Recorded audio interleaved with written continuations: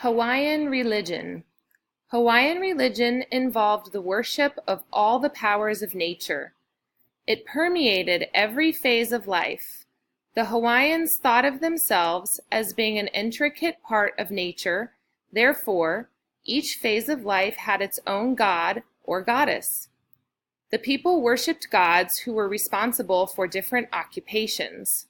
Canoe builders, fishers, hula dancers, kapa beaters, bird catchers, farmers, warriors, and experts all had their own gods who gave them guidance and inspiration. This belief in our worship of many gods is called polytheism, or many gods. An integral part of religion was an invisible power or force called mana. This divine power was present within all things: gods, chiefs, people, animals, plants, and natural objects. It was exhibited in people as power, skills, success, luck, intelligence, accomplishment, and even the right to rule over others. An ali'i nui had more mana than a maka'ainana, who in turn had more mana than a kaua. Ho'omanamana was possible through prayer and meditation by strict observation of kapu, or by offering sacrifices to the gods. The Hawaiians believed that the gods imparted their mana to the chiefs, who were their representatives on earth. Therefore, the chiefs were responsible for everything on earth. There were 4 major gods: Kane, god of life, fresh water, provider of sunshine; Lono, god of rain, peace, agriculture, and the forests. He was honored at the annual Makahiki festival, during which games were played in his honor and wars were kapu. The priests of Lono went around the island from Ahupua'a to Ahupua'a in a clockwise direction, collecting taxes for the ali'i nui in the name of Lono. Ku, god of war and medicine. He was the only god who demanded human sacrifices. Kanaloa, god of the ocean and ocean winds. These gods, according to the Hawaiians, took many forms in nature. For instance, Kane appeared as taro, sugarcane, bamboo, and lightning. Ku appeared as breadfruit or coconut.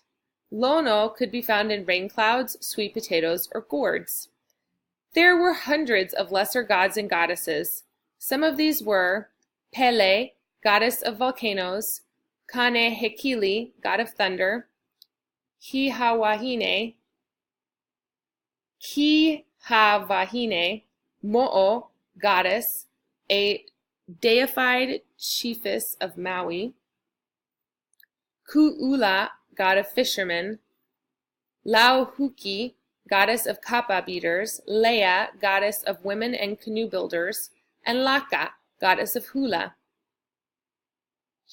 The Aumakua were ancestral guardian spirits or family ancestors who became personal gods of their ohana, or family. They were prayed to for strength, guidance, and inspiration. They appeared as sharks, lizards, birds, fish, stones, plants, owls, or eel. Unihipili were the spirits of the dead that were encouraged or enticed to re-enter the bones or hair of the deceased relative. These spirits were either helpful or harmful, depending upon the desires of the person nurturing the unihipili. Some people say that the unihipili were fed and nurtured only by kahuna, and if neglected, punishment to the kahuna and his family were severe. Kalaipahoe were images, fearful in appearance, carved out of wood, that were considered poisonous. Scrapings from the back of the image were placed in the enemy's food to kill him. Heiau were temples or places of worship. They consisted of 1 or more stone-paved platforms or terraces enclosed by stone walls. There were few houses, each with some special use during worship ceremonies. And this is your reading from Mr. B's class on Hawaiian religion.